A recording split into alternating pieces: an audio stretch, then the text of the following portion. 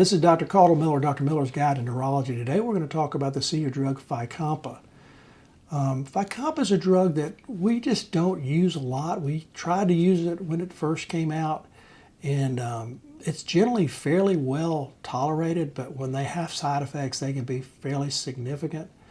All the seizure drugs can make you dizzy and tired and fatigued.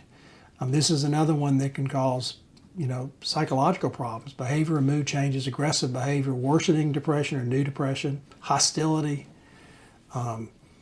It can really be a problem. So it's a drug like Keppra, like Briviact, like Vimpat. You need to warn them and warn their family members. If they start behaving differently, then we need to get them off this medication. Because it's really weird when you get sort of a normal person who starts getting aggressive, behavioral mood changes, depressed, hostile. This is a side effect of the drug.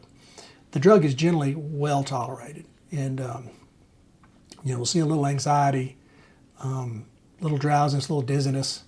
You can also see balance problems, ataxia, see fatigue. So you take it at bedtime because it can make people very sleepy. 2 milligrams at bedtime and increase up to 8 to 12 milligrams at bedtime.